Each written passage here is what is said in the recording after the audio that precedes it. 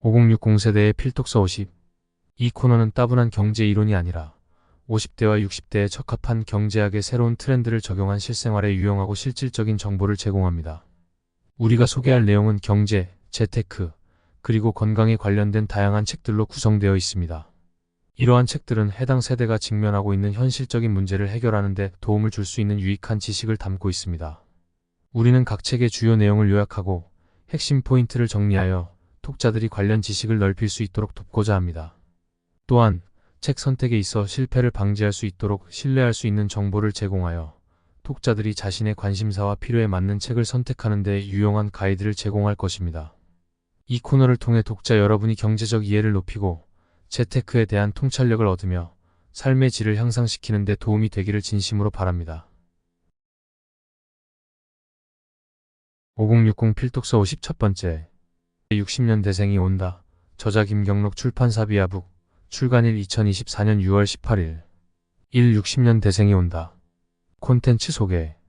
압도적인 인구수로 베이비 부머라고 불리는 세대, 고도 성장기와 민주화를 함께 겪으며 단단한 동질감을 지니게 된 세대. 오늘날 60년대생은 우리 사회에서 어떤 위치를 차지하고 있을까? 1988년 국민연금이 도입된 이후 약 30여 년간 연금을 납부한 이들 세대는 최초의 준비된 노인 세대로서 노후 계획을 이행하고 있을까? 세대 내 양극화와 세대 간 불평등을 해소하기 위해 우리 사회는 무엇을 해야 할까? 그리고 우리는 왜 60년대생을 주목해야 할까? 미래의 새 자산운용 경영자문역이자 경제학 박사로 오랫동안 은퇴와 연금 문제를 연구해온 김경록 박사가 이 문제를 본격적으로 파헤친다. 2025년이면 우리나라는 65세 이상의 노인 인구가 20%를 넘어가는 초고령 사회에 진입한다. 2070년이 되면 2명 중 1명은 65세 이상의 고령자가 될 전망이다. 한편 우리나라 노인 빈곤율은 2018년 기준 43.4%로 OECD 국가 평균 노인 빈곤율인 13.1%에 비해 크게 앞서고 세대 간 갈등은 점점 심해지는 추세다. 이제 막 은퇴 연령에 접어든 60년대생의 미래는 곧 우리 사회의 지속 가능성을 테스트하는 리트머스 시험지와 다름없다. 60년대생이 본격적으로 은퇴하기 시작하는 바로 지금, 이들을 제대로 들여다봐야 한다. 860만 은퇴 쓰나미가 우리를 덮치고 있다. 서평. 1인당 GDP 79달러에 태어나 3만 달러에 퇴직하는 세대. 마처 세대 60년대생, 그들은 누구인가? 세대론의 무용함을 말하는 목소리도 있으나 60년대생이 우리 사회에서 갖는 특수성은 자명하다. 베이비붐 세대의 허리이자 고도성장기와 민주화의 소용돌이를 온몸으로 겪은 세대, 외환위기를 거치며 오늘날의 양극화 지형을 탄생시킨 세대다. 이제 이들은 하나둘 주된 직장에서 퇴직하고 있지만 고령사회로 진입한 지금 세대교체는 쉽게 일어날 것 같지 않아 보인다. 고도성장기와 민주화의 주역이었던 이들은 다시 초고령 사회의 주역으로 나설 것이기 때문이다. 흔히 60년대생을 부자 세대라고들 여기지만 실상을 자세히 들여다볼 필요가 있다. 이들의 은퇴 후 삶이 어떻게 진행되는지를 살펴보면 오늘날 우리 사회가 직면한 문제를 확인할 수 있다. 그렇다면 60년대생은 어떤 사람들인가? 이들은 지금 어떻게 살고 있는가? 예고 같은 건 안 하죠. 뒤통수 맞고 바로 나가는 거죠. 그건 어느 회사나 마찬가지예요. 일장 다 같은 60년대생이 아니다. 19쪽 발췌. 50세에서 60대 중 3분의 2가 예상치 못하게 빠른 퇴직을 맞이한다. 미래의 새 은퇴연구소는 50세에서 69세 1808명을 대상으로 퇴직과 재취업 현실을 조사했다. 이들의 평균 퇴직 연령의 중간값은 54세였으며 평균 근속 연수는 25.3년이었다. 평균 근속 연수가 이렇다 보니 대부분은 노후 준비가 여의치 않다. 자연스럽게 재취업 시장으로 흘러 들어가는 수밖에 없다. 이처럼 5060 은퇴자의 83%가 재취업의 길을 걷는데 문제는 재취업 시 근로조건이 열악해진다는 점이다. 그렇다면 소위 부자 세대라 불리던 60년대생은 허상인가? 1997년 외환위기와 뒤이은 1999년 대우 사태와 2003년 카드채 사태, 2008년 서브프라임 모기지 사태와 글로벌 금융위기를 차례로 겪으며 우리나라는 크게 흔들렸다. 개인의 삶 또한 아니었다. 개인의 노력으로 극복할 수 있는 위기가 아니었다. 게다가 IT혁명을 비롯해 산업 구조가 급하게 변했다. 이때 어떤 조직체에 속해 있었는가가 개인의 삶을 양극단으로 나누었다. 오늘날 대두되고 있는 부의 양극화의 시발점이다. 저자의 표현대로 풍요 속에 있던 60년 대생에게는 아이러니하게도 격차 사회가 도래했다. 더불어 이들은 부모를 부양하는 마지막 세대이자 자녀에게 부양받지 못하는 처음 세대인 마처 세대의 운명에 처했다. 5060 세대의 3분의 1이 부모와 자녀를 모두 부양하는 더블케어 가구인 현실에서 자연스럽게 평안한 은퇴는 실현 불가능한 꿈이 되었다. 860만 은퇴 세대가 재취업 시장을 떠도는 노마드족이 된 것이다. 기존 노인 세대와는 다르다. 실버 시장의 변화와 소비 트렌드를 주목하라. 세대 내 불평등으로 인한 계층화에도 불구하고 60년 대생이 소비 시장에 끼치는 영향력은 막대하다.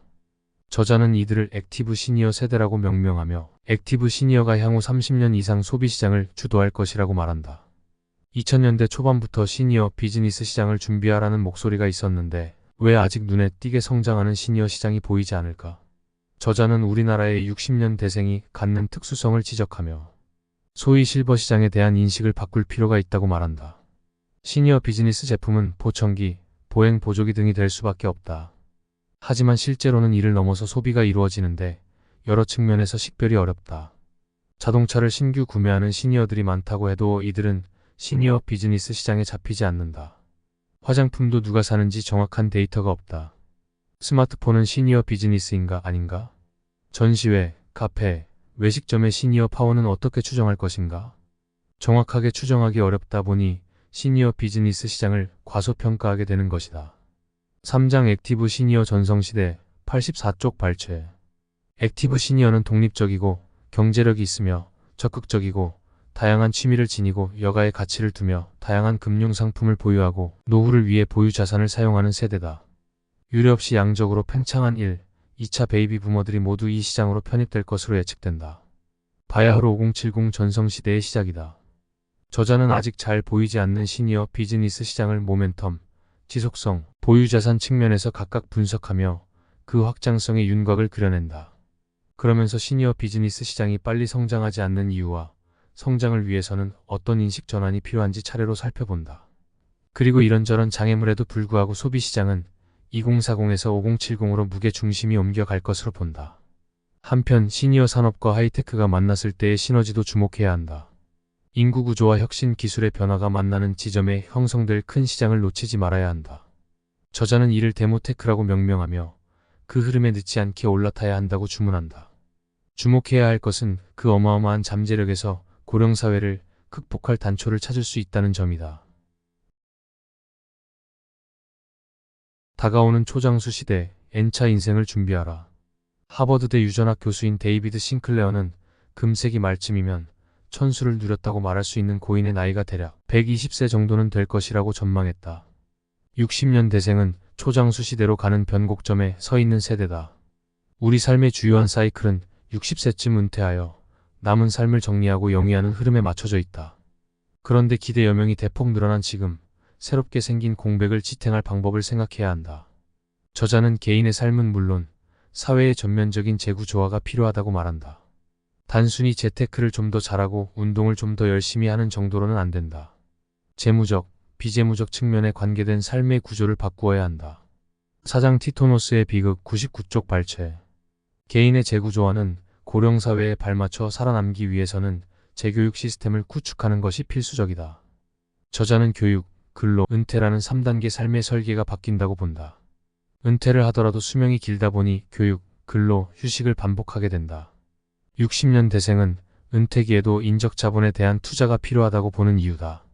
이를 통해 근로 수명을 늘릴 수 있다. 무엇보다 중요한 것은 돈의 수명을 늘리는 것이다. 이는 오랜 기간에 걸친 자산 계획과 관리에 달려있다.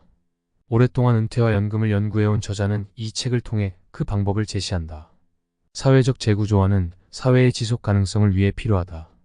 인구수에서 압도적인 우위를 점하고 있는 베이비 부머가 초장수 시대를 맞이할 때 가장 먼저 위협받는 것은 사회의 지속 가능성이다. 필연적으로 저성장, 세대 갈등, 연금 고갈과 같은 구조적인 문제가 닥칠 수밖에 없으며 구조적인 위기에는 구조의 변화로 대응해야 한다. 사회 또한 재구조화가 필요한 이유다. 아파트 공화국의 몰락. 지속 가능한 노후 생활을 위해 자산 서식지를 옮겨라. 60대의 재취업은 중고차 시장과 비슷하다. 내가 생각하는 차 가격과 상대방이 생각하는 차 가격이 차이 나듯 내가 보는 나의 생산성과 사회가 보는 나의 생산성이 큰 차이를 보이기 때문이다. 그래서 임금이 뚝 떨어지는 것을 받아들이기 쉽지 않다. 저자는 중고차 시장의 현실을 받아들이고 여기에서 도매금으로 넘어가지 않기 위한 전략을 펴야 한다고 하면서 상황을 개선하기 위한 조언을 제시한다. 또한 60년대생의 자산 중 큰 비중을 차지하고 있는 부동산에 대해서도 살펴본다. 현금 흐름이 없는데도 남는 방을 유지할 수 있을까? 아파트 공화국은 계속 번성할 수 있을까? 인구가 늙어가고 감소하는 사회에서 성장 시대에 번성했던 아파트는 여전히 삶의 터전이자 부의 증식 수단이 될 수 있을까? 사장 티토노스의 비극 120쪽 중 발췌. 오늘날에도 한국 사회에서 부동산, 그 중에서도 아파트가 갖는 지위는 굳건하다. 보유자산 중 절대적인 비중을 차지하는 부동산이 다가올 초고령 사회에서 어떤 입지 변화를 겪게 될지, 그리고 우리는 어떻게 대처해야 할지 살펴본다. 저자는 더 이상 집 한 채로 노후를 준비할 수 있는 시절은 지났다고 말한다.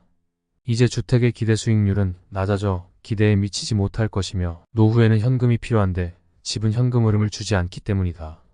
부동산을 초우량 자산으로 분산하고 주택연금을 활용할 필요가 있다. 무엇보다 노후의 자산은 안전해야 하므로 주식은 초우량 자산을 보유해야 한다. 그리고 외환위기나 금융위기 같은 사태가 자주 닥치지 않는 곳, 설령 닥치더라도 잘 극복할 수 있는 곳으로 자산을 옮겨야 한다고 주장한다. 자산이 국내에 머무를 필요 없다. 적극적으로 글로벌 기준에서 초우량 자산을 보유해야 한다. 기업의 경쟁력이 좋고 자본시장 인프라가 건전한 곳에 노후 자산을 갖다 두어야 한다. 심지어 통화도 초우량 통화로 분산할 필요가 있다. 국내 자산에만 머물러 있지 말고 저성장 고령화 시대를 맞이하여 자산의 서식지를 옮겨야 한다. 길을 고르는 세대의 60년대생. 세대 간 상생을 위한 사회적 대타협이 필요하다. 고령사회로 접어들면서 세대 갈등은 이제 전면적으로 떠오른 사회 문제가 되었다. 죄수의 딜레마처럼 세대 간 자신의 이익만 주장하다 보면 사회는 좋지 못한 해법으로 가게 된다. 저자는 고령사회로의 매끄러운 연착륙을 위한 10가지 과제를 제시한다. 고령사회 연착륙을 위한 10가지 과제. 1. 경제 운용의 지향점을 총량에서 강론으로 바꾼다. 2. 자본이 흔하고 사람이 부족한 사회에 맞는 시스템으로 바꾼다. 3. 정태적 균형이 아닌 동태적 안정 경로를 모색한다. 4. 축적된 금융 자산의 효율성을 높인다. 5. 베이비 부모의 재취업 일자리 인프라에 투자한다. 6. 고령자들의 요양 문제를 첨단 기술과 접목한다. 7. 고령자 고소득층의 소비를 늘리는 정책이 필요하다. 8. 선노노 후노소 정책을 근간으로 한다. 9. 고령사회에 맞게 세제체계를 정비한다. 10. 연금개혁은 빠를수록 좋다. 연금개혁 논의가 상시화한다. 7장 세대 간 상생을 위한 사회적 대타협 207쪽 발췌. 2025년 초고령 사회가 올 때 860만 명의 60년대생은 54세에서 64세다. 저자는 이들이 앞으로 초고령 사회의 주역이 될 것이라고 말한다. 적어도 20년은 주역으로 활약한다는 이야기다. 저자는 에필로그를 통해 이들이 일본처럼 도망치는 세대가 아닌 길을 고르는 세대로 남기를 바란다고 말한다. 저성장, 고령화, 기술혁명, 신냉전 시대를 맞이하여 우리 사회는 울퉁불퉁한 길을 걷게 될 것이다. 60년대생은 세대 간 갈등으로 그 변동성을 키우는 세대가 아니라 세대 간 상생으로 변동성을 줄이는 세대가 되어야 한다. 이들에게서 지속 가능한 사회의 실마리를 찾을 수 있다. 우리가 60년대생을 주목해야 하는 이유다.